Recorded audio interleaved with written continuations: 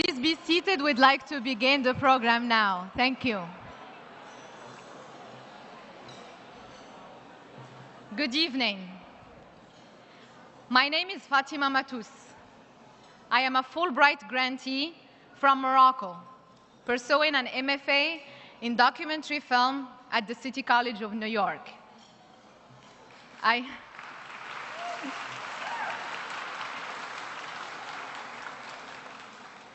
I hold an MA in Cultural and Media Studies from Sidi Mohammed bin Abdullah University of Fez. I am the daughter of Muslim Moroccan parents who had no formal education. I truly loved going to school, but when I was 12, my father suddenly demanded that I fully cover, or else no longer attend. So I did it at first. Then I started only wearing the scarf when leaving or returning home. Twice I forgot. And the second time when I was 14, he kept me at home during my final exams. And I had to repeat a year of school. All through high school, I was not allowed to go on school trips or out with friends. But I did well in school. But it was hard to believe that as a woman, I could have the future I wanted. I got my bachelor degree in English studies. And at the age of 21, I was selected by the US State Department to come to the US for a 6-week leadership training. This was an amazing experience. I thought, what did they see in me to choose me? I felt that perhaps I should believe in myself more. In Washington, D.C., I met a young Illinois senator, and I still have his business card. It said, Senator Barack Obama.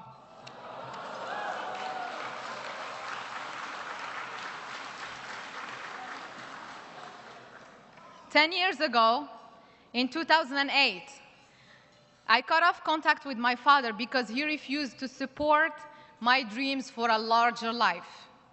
I was totally on my own. I taught Arabic to American Peace Corps volunteers across Morocco. I did research for academics, and through this, I became aware of the field of documentary filmmaking. It's hard to express the passion I felt when I discovered that I could hold a camera and make films that would tell the stories I want to tell. My thesis film, entitled Family in Exile, and it will be shown in New York in 2 weeks. It's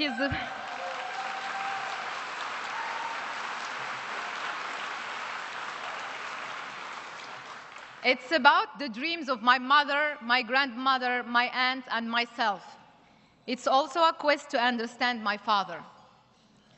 I have found there is enormous power in bringing out the voices of women who have until now been silent. When I arrived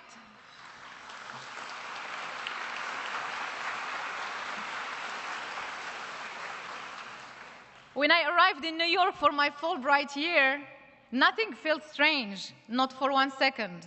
I belong here, running around, hearing different languages, being free in the street. I love this place. And I am so glad I got involved with Want to World, which I had heard about from other Fulbrighters before I even left Morocco. I like to imagine all the global classroom speakers from many different countries, all of us, in and out of classrooms, all year long, together giving students a window into a much wider world than they see around them. Maybe giving them a dream like the one I had, to study abroad and become who they most want to be. I am grateful to everyone here tonight for supporting this vision. It matters so much.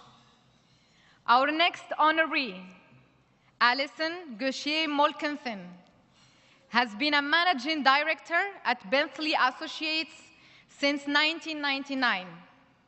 She was a Fulbright grantee to the University of Mohammed V in Rabat, Morocco. She was studying in Morocco when I was being born.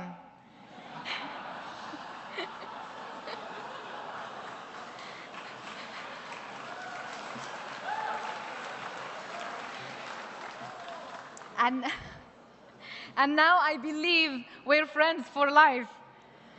When I met her at One to World event, she greeted me in the Moroccan way, and she invited me to a film screening about startups given by the Alumni Association of her alma mater, Brown University. She introduced me to the filmmaker who offered to help with my film.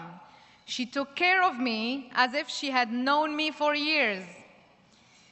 I now understand that this is the care she takes with everyone in her life. She's an amazing woman and a role model.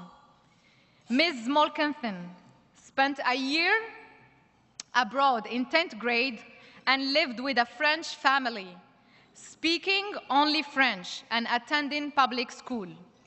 At Brown, she couldn't decide between majoring in mechanical engineering or comparative literature, so she did both. She spent her junior year at the Université de Paris and worked as an engineer with a large construction company. She was invited to work on a project in Saudi Arabia, but was shocked to find that women were not allowed there in this role. She became determined to learn Arabic and live in a Muslim country to better understand the gender roles in that culture. So you can see why I am so proud to be presenting this award. She is a sister to me in this effort to understand issues of gender and culture and to make positive change. Ms. Malkin earned her MBA in finance from INSEAD in Fontainebleau, France.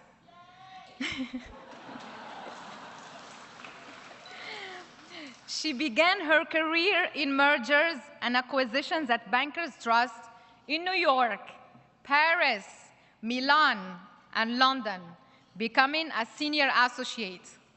She went on to serve as president and COO of the US merchant banking arm of Crédit Agricole, France's largest merchant bank.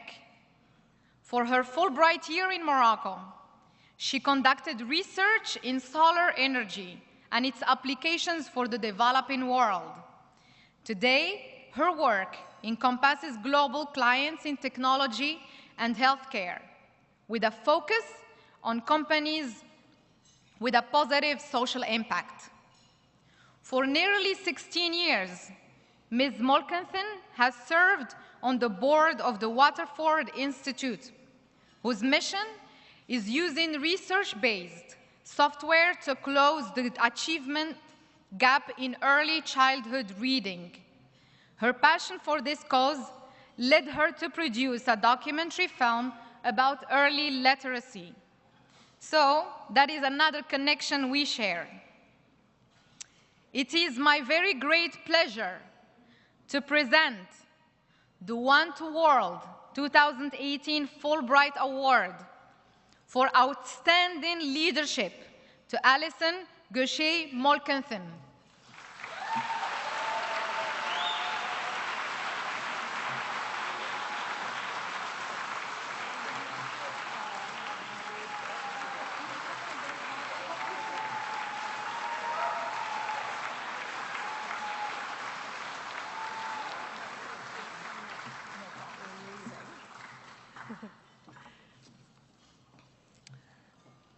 Thank you, Fatima, for your kind words.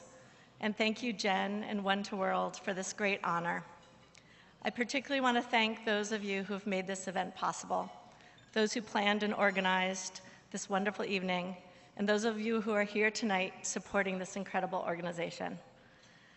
Your mission of fostering the exchange of ideas and cultural friendships is on display in this room, perhaps most obviously in the Fulbright students who are present. What a privilege it is to get to know you and to learn from your experiences. This past weekend held much excitement with many graduations and a royal wedding. And these moments and rituals are evidence of a world in transition. As such, they provide an opportunity for reflection. What are we doing well? What do we need to change? How can we best move forward together? In his recent commencement address at Liberty University, former President Jimmy Carter said that he believes the single greatest challenge facing the world is discrimination against women and girls. And the same day, Bishop Curry preached at the royal wedding about the power of love, encouraging citizens of the world to love your neighbor. And in order to do so, we must know our neighbor on a local level, on a national level, and on an international level. As you know, I was fortunate to study in Morocco as a 22-year-old with a yearning to see the world. And if you want to know what kind of impression it made on me, you can find it in the eye rolls and the "enough about Morocco" exclamations I hear from my kids when I tell them yet another story. But they know this year changed my life. And they too have developed a desire to explore, to travel, and to make international connections. My eldest, Allegra, just got home from a year at Oxford. Christina, my 18-year-old, leaves tomorrow to stay with a family in France. And my 15-year-old Octavia will go to Cuba this summer for the third time.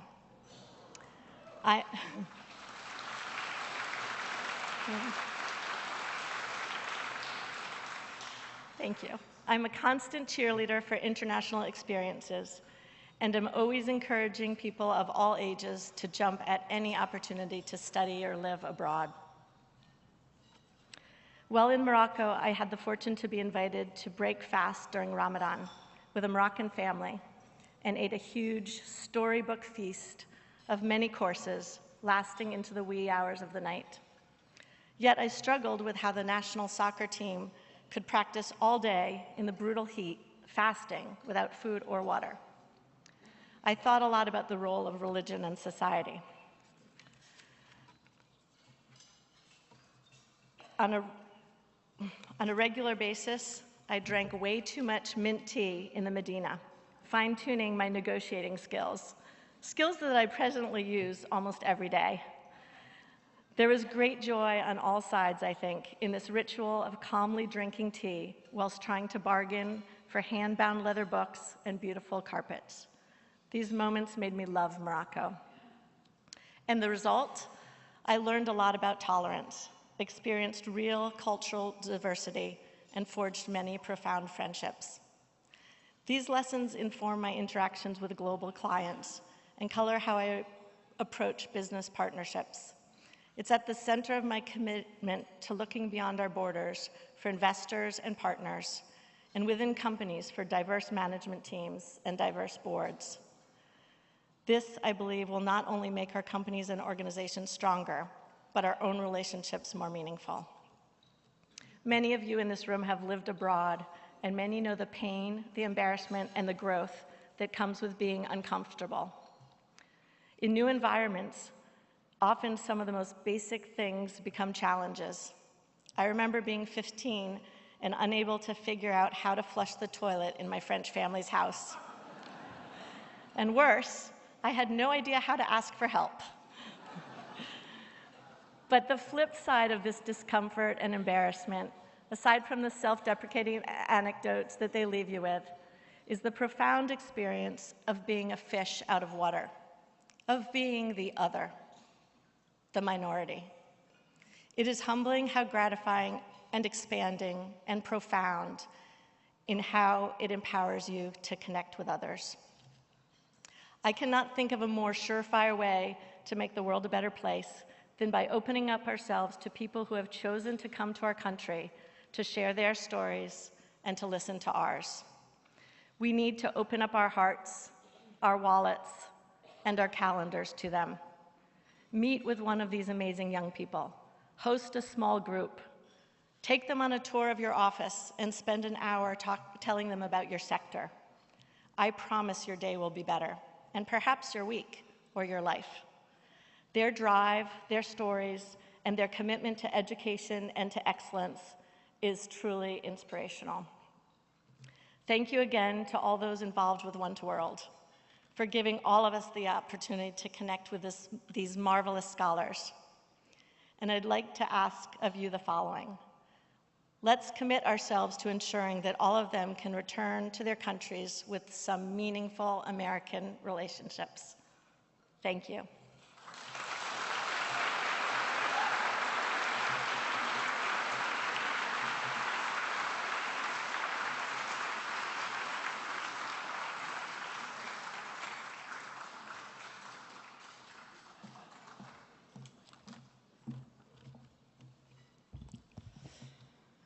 Good evening.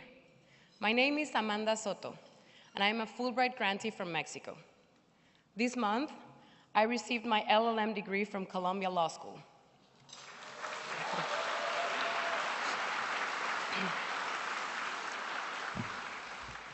It is an honor to be speaking here tonight. I am so grateful for all of the support everyone here is giving to One to World through this event. I speak for all of my Fulbright colleagues when I say you have our sincere gratitude. I was born in Cuba, and my family lived there until I was 5 years old. My parents ultimately left Cuba because they thought the new regime taught you to think, but did not allow you to speak. With next to nothing in their pockets, they resettled our family in Mexico to provide a better future for their children, but strongly reinforced our Cuban heritage every day. As an immigrant, I learned early that even Latin cultures can be very different from each other. Some Mexicans consider Cubans to be very outspoken and loud. That is a stereotype. Whereas Cubans may consider Mexicans to be held back for not saying more directly what they think.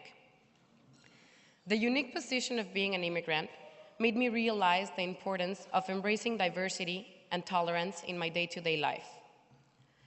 After I graduated from law school, I worked for 6 years at a financial law firm in Mexico City. In 2015, I took the bold step of co-founding Mexico's first equity crowdfunding platform. We developed an innovative legal model that allowed our company to operate. The company is called Play Business. We enable entrepreneurs and early-stage startups to raise substantial amounts of money from many investors at once.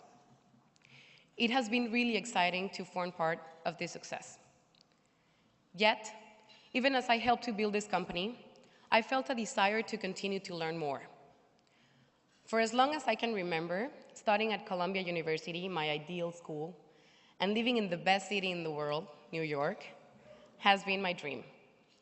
So you can imagine how thrilled I was to receive the Fulbright grant that would enable me to live that dream. My biggest cultural challenge here is that everyone is always in a rush. There's no time to linger. I used to think Mexico City was in such a hurry, but I had no idea how fast New York would be. In Mexico, I have an easy time socially, because you can always share about something you both know, pop culture or food or politics. And when I first got here, I was worried about being with a group of people I had nothing in common with from a cultural point of view. But what I discovered through One to World events is that there is a kind of shared human essence that has nothing to do with background. It's made up of fears, dreams, goals, or love, things that unite us, no matter where we're from. It is a deeper kind of connection. So I stand here tonight with One to World in support of the Fulbright vision, that the only way to stop hate and work towards tolerance and respect is to engage in conversation and cultural exchange with people different from us, so that we realize we are all the same. We are all human. Everything else is just details. It is really moving to know that you have been upholding this vision for 40 years. I hope you know that the difference you are making will last through our lifetimes, and most likely beyond to the next generation. It is truly my honor to present the next award to the partner and former senior partner of the global law firm Sherman & Sterling, Condon.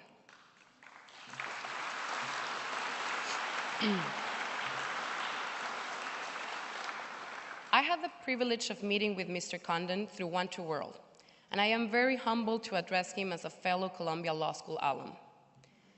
Mr. Condon was born and raised in Larchmont, New York. He got his undergraduate degree from the University of Pennsylvania, studying European and Russian history. Before law school, he lived in Great Britain for 1 year, attending St. John's College, Cambridge. Knowing that he wanted a career in international law, he joined Sherman & Sterling 36 years ago. For the past 6 years, he served as senior partner. During his tenure, he has seen the firm grow to operate in 21 countries, in North America, Latin America, Europe, the Middle East, Asia, and Africa. He has overseen lawyers from 80 different countries who speak 62 languages. He served for 3 years as the firm's European managing partner, based in London. As senior partner, he visited all offices regularly and worked with key clients all over the world, which he continues to do as partner. It is easy to understand why Mr. Condon is being honored as an international leader. He has led the firm's commitment to developing a deep understanding of local cultural values wherever Sherman & Sterling has offices. His firm has received American lawyers' highest honor, the Global Citizenship Award, for its global pro bono and social responsibility efforts. More than 140 attorneys from Sherman & Sterling took sabbaticals to assist with the International Criminal Tribunal for Rwanda over a 15-year period to help prosecute those responsible for committing genocide. Mr. Condon could not have chosen a firm with a stronger international reputation, and his own core values of integrity, honesty, and humility enabled him to lead the firm wisely through a period of strong global growth. For all of these reasons, I am most proud to present the One to World Fulbright Award for Global Corporate Citizenship to Creighton Condon.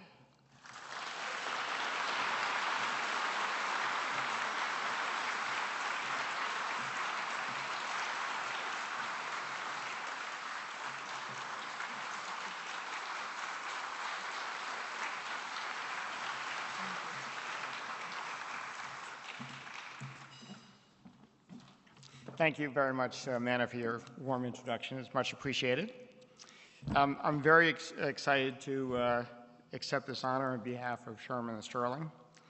David Helenak, former senior partner of Sherman & Sterling, one of my mentors, who is sitting at our table tonight, received this accolade a number of years ago, and I'm humbled to be the second recipient from Sherman & Sterling, and in such good company, generally. David had some very encouraging advice just now over dinner. He said, good luck following these Fulbright scholars, which I find extremely encouraging for all of us going into our more senior years to have such talented people who are being nurtured, really, by One to World. It's just a terrific, terrific organization. I'd also like to congratulate my co-honorees tonight. I'm in very good company, and I very much appreciate that. Sherman & Sterling is no stranger to working across borders, so we understand the importance of One to World and Fulbright's mission. As Amanda noted, I spent some time in our London office as European managing partner. While there, I had the pleasure of working on Fenway Sports Group's acquisition of Liverpool Football Club. And for any Liverpool fans out there, we can all sing "You'll Never Walk Alone" at the bar after the dinner.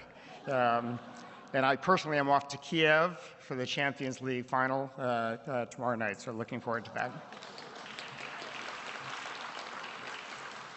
My year at Cambridge was truly formative.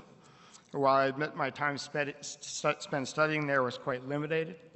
In fact, I was fired by my anthropology professor. I traveled an enormous amount and formed friendships that last to this day.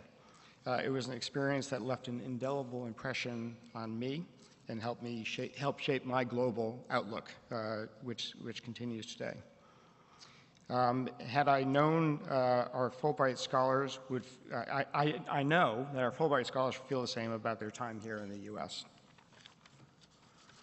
So it's extremely gratifying to be recognized for something that has been long important to me and that goes to the core of what Shearman & Sterling is, a global firm known not only for our diverse and international workforce and cross-border work, but also for our efforts to effect positive social change in both our local and global communities. Our work with the International Criminal Tribunal for Rwanda that Amanda mentioned is just one manifestation of those core values. Through this groundbreaking effort, we made a lasting mark on contemporary history and a tremendous difference in people's lives. We also assist the International Criminal Court with its work, which is an ongoing project for us today. And of a similar nature is our work for Lawyers Without Borders, where one of our retired partners was recently the chair. Our community involvement here in the U.S. Includes our long-term relationship with International House up at Columbia, which is a nonprofit organization which many of you will be aware of that promotes cross-cultural respect, friendship, and leadership skills, very similar to One to World, and has a strong relationship, in fact, with One to World. Since the beginning of our relationship in 1977, more than 50 of our lawyers have helped advance the important mission of this organization, and 4 of its trustees, including former President Don Cuneo, who coincidentally was my summer associate advisor when I was at Shearman & Sterling, have come from our ranks. The firm's successful International Associate Program, which we have offered for many decades, is yet another example where our goals and those of One to World's are quite similar. Under this program, lawyers from law firms all over the world are invited to come and work in our New York offices and get trained in U.S. law. Many have returned to their firms to become leading lawyers in their jurisdictions, and their tenure with us and the ongoing relationship we have with them are a great mutual benefit. Finally, I want to mention one recent matter of particular importance to us. Shearman & Sterling and the Center for Justice and Accountability recently filed litigation against Syria, and we have a motion pending in federal court for a default judgment against Syria for its killing of journalist Marie Colvin. That picture is of Marie in Egypt during the Arab Spring. Marie was a fearless and well-respected journalist who followed global conflicts throughout her career and who the evidence showed was targeted specifically by the Syrian government. This photo of her is in Homs, where she was killed and is believed to have been taken 2 days before her death. This groundbreaking lawsuit is the first case seeking to hold President Assad of Syria's regime responsible for war crimes and has received a great deal of media attention.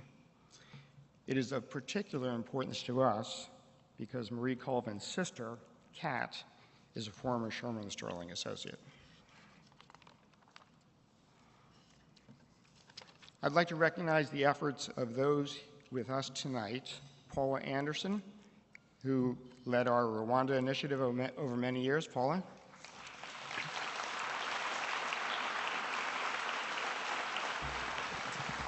Brian Polivoy, who is currently a trustee of International House.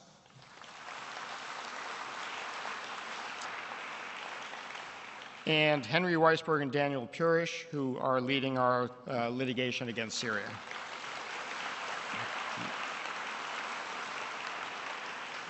I'm also happy that we have with us tonight at our table Shearman & Sterling, a summer associate, who is also a Fulbright scholar, Oyinkan Morena, who's at our table. Marika?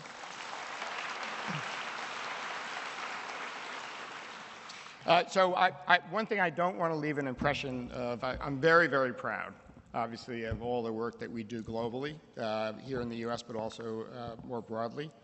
that is of a pro bono nature. But one thing I want to make absolutely clear is that Sharman Sterling is but one of many, many firms in New York, which is a completely unique legal environment and known globally for the extraordinary pro bono work that the city does. And I want to recognize all my fellow firms who also participate so heavily in this effort.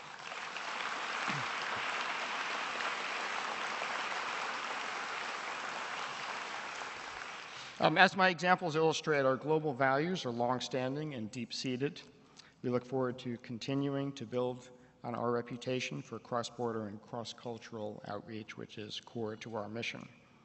Although I'm accepting this award for my firm tonight, I'm also accepting it on behalf of everyone who shares our values and commitment.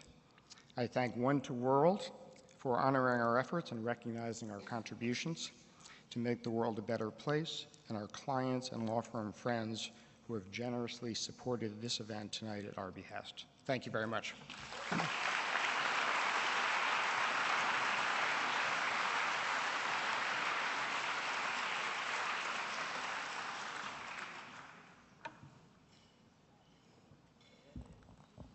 Good evening. My name is Cecilia Kellis, and I'm a Fulbright grantee from Denmark. And just last week, I received my Master of Arts in Politics and Global Affairs at the Columbia University Graduate School of Journalism.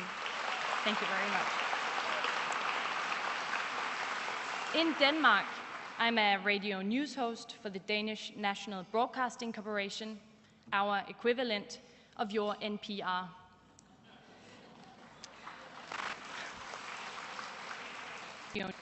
Traveling to other countries with my parents as a child, it was clear to me that some people are more fortunate than others. That awareness has shaped what I try to do as a journalist. During my journalism studies in Denmark, I did an exchange semester at San Francisco State University, from where I did my bachelor's project on American gun culture. I bought an old Volvo, to stay a little bit Scandinavian, and drove across the country. It was a brilliant way to see America. It's such a big country with so much hospitality, people opening their homes and their hearts to me. For my master's project, I traveled back and forth to Kentucky to report on the opioid epidemic and shine a light on the effectiveness of different treatment approaches. Even with the more hardened attitude towards journalists that has developed recently, people were so willing to tell me their stories and give me a window into very personal aspects of their lives. I feel so fortunate, and I hope that my stories will help make a difference. So much has happened in my life because of being at the right place at the right time. At age 19, I was in New York caring for the children of family friends the night Obama was elected. I stood alone in the crowd at Times Square, amazed. When I failed to get the internship I wanted in Denmark, I took an unpaid gig in Dubai with Gulf News. I was there when the Arab Spring began and was able to report on democracy in the Middle East. And I reported the 2017 presidential inauguration live from Washington, D.C. I found out just last month that Reuters has awarded me a fellowship to Nairobi, Kenya, to write features and daily news. Thank you. Directly after my Fulbright time in New York ends here in June. This is completely new territory that I've never covered before. So at a One to World event, I mentioned it to Allison Malkin, who said, "Oh, I know a person at Reuters who covers Africa. You should meet with him." So I did, and it was very helpful. At that same One to World event, I met William Singer, who is a Fulbright alum himself, and he said, "I know someone from the UN in Nairobi. You can speak to him when you're there." That is how One to World works. Always making connections that stretch around the globe. In 10 minutes' time, I had a very helpful network that would otherwise have taken me a very long time to develop. When I first got my Fulbright grant, I thought it was a convenient way to get a stipend to live in New York City again. Only gradually have I realized the incredible gift it is, an investment for life. And I can't emphasize enough how important I think the one-to-world part of it is. If you just got the Fulbright grant and didn't engage with people here, you'd be cheating the impact it will have on your life for years to come. You can imagine how thrilled I was to meet our final honoree, the US Ambassador to Denmark from 1993 to 1998, Ambassador Edward E. Elson.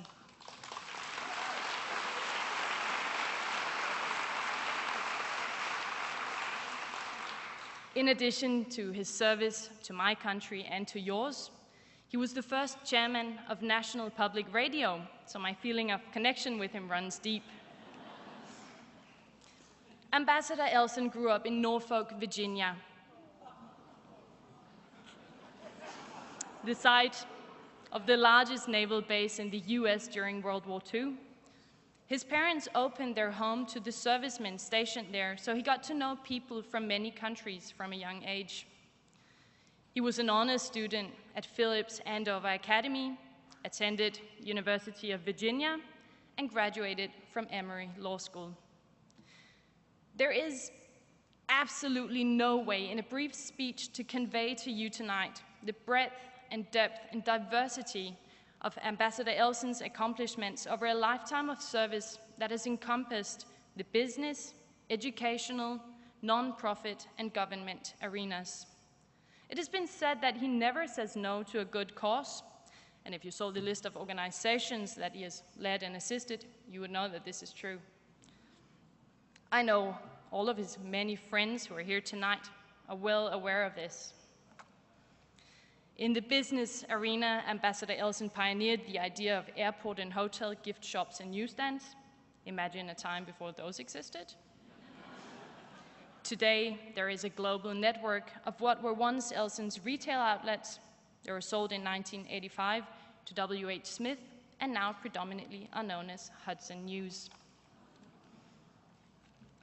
Ambassador Elson's dedication to breaking down prejudice in the segregated South led him to serve on the executive committee of the Southern Regional Council and as chairman of the Georgia Civil Rights Commission, where he worked to integrate the Georgia state government. As the US ambassador,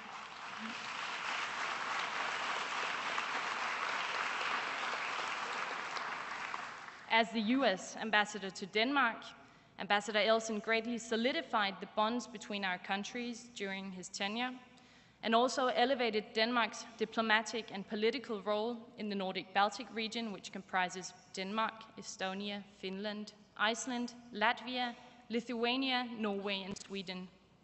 During his tenure, he established Copenhagen as the hub, and Denmark as the signature ally of the US in the region.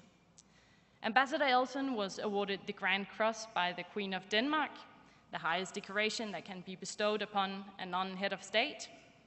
And he's the only non-Dane ever to have been given the Merkenholm Prize for contributions to the Danish economy. In addition to becoming the 34th rector of his alma mater, the University of Virginia, he has served as a trustee of many leading educational institutions, and I am going to name them because it is an impressive list.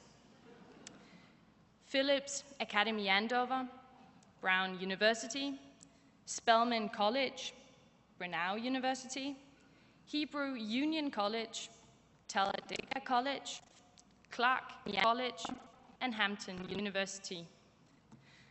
He is the former vice chair of the American Scandinavian Foundation and a former trustee of the Asia Society, the Metropolitan Opera, the National Gallery, and the Royal Academy in London, amongst many other major non-profit organizations.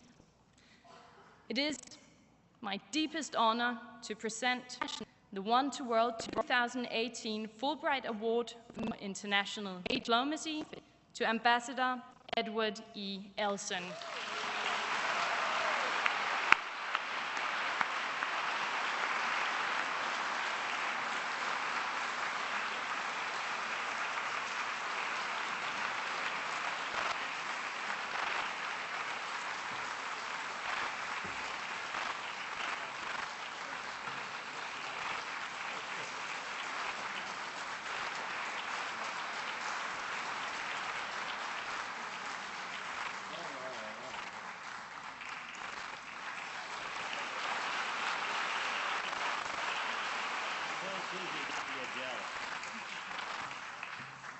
I asked Cecilia to tell Susie not to get jealous. Well, I'll tell you, every time I get up to speak, Susie says, it's better than the next time. It's, you get it, huh?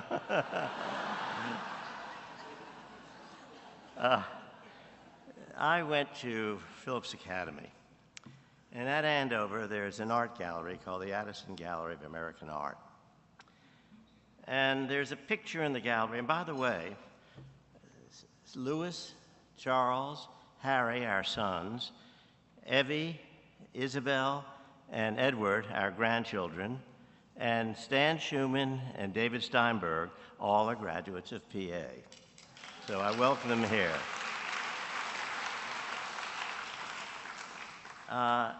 Well, at Andover, there's a picture in the art gallery by Akins, Thomas Akins, and it's of Henry Augustus Rowland. Now, I'm sure you don't know who Henry Augustus Rowland was, but he was the leading physicist in the 19th century. And one day he was called as an expert witness in a trial. And the lawyer said, "Tell me, Dr. Rowland, what makes you such an expert?" He said, "Why, I have the greatest mind in the field of physics in the 19th century." He said, "Indeed, there has been no one before me who has ever equaled my genius, and perhaps for the next 100 years, no one will come anywhere near what I have accomplished." And a friend of his says, "Henry, you're such a modest man. How could you say such things about yourself?" He said, "Well, I was under oath."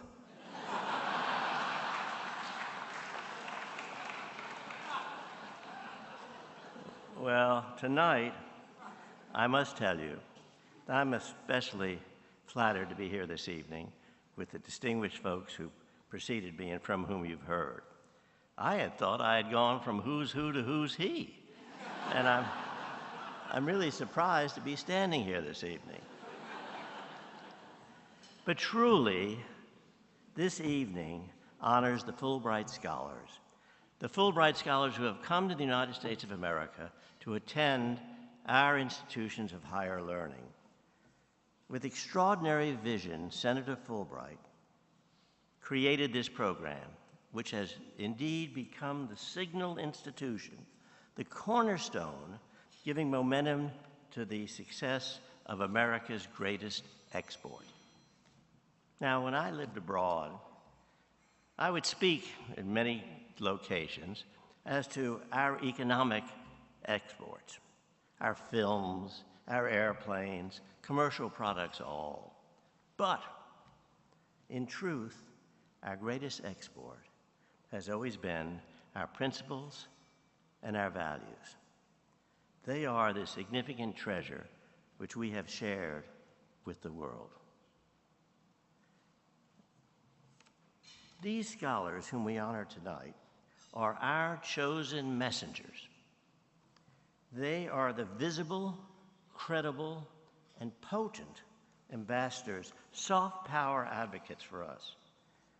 Indeed, it is our extraordinary system of higher education that draws them here. And once they are able to see and feel and experience our way of life, it offers them a profound insight into our systems, our particular ideals, our principles, and how we apply them. Despite our internal feuds, despite our failings, they can still see we offer the best of mankind to the world. And when they return to their homes, throughout the globe, they will carry with them what they have seen and learned in this, our United States. We have welcomed them as though they were our own. And it is One to World, this organization, that has identified and augmented the inspirational and aspirational purposes of the Fulbright Fellowships. Today, tonight, Perhaps at no time more than today, in our contemporary history, we should recall the famous Longfellow poem written perhaps 170 years ago. Sail on, O ship of state, sail on, O Union strong and great. Humanity with all its fears, with all the hopes of future years, is hanging breathless on thy fate. I thank you all for being here this evening. I thank Wonder World for recognizing my colleagues and myself, and I want to wish you all good night. Thank you.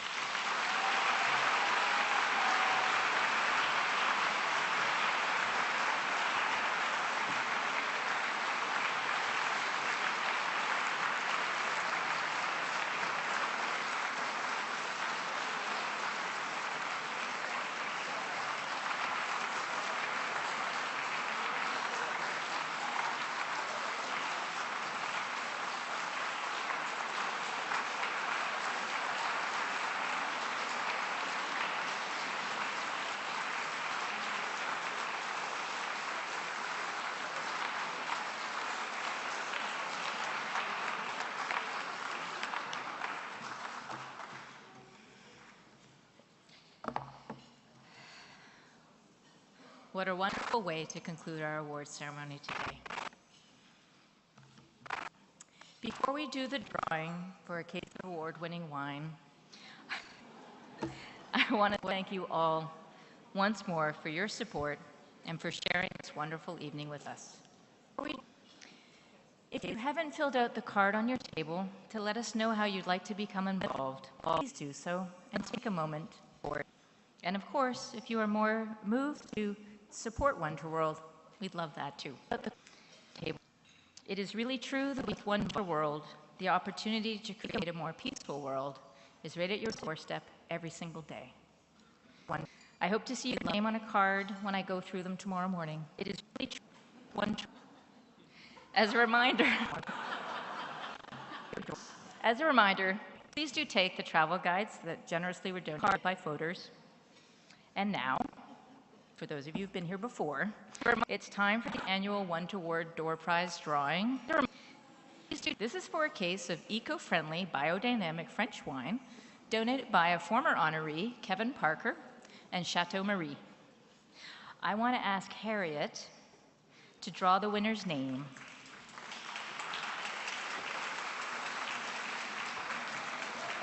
Our only rule is that you must be present to win.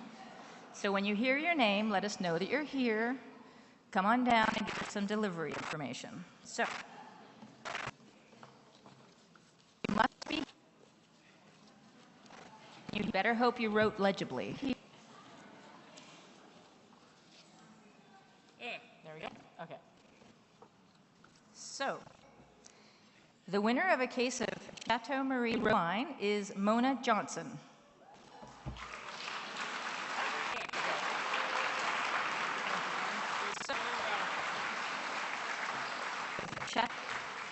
So thank you very much for joining us tonight.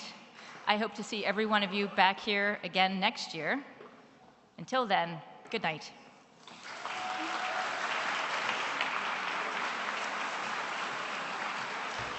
Will all honorees, speakers, and presenters and co-chairs please join me over there for photographs with Harriet Fulbright immediately? Thank you.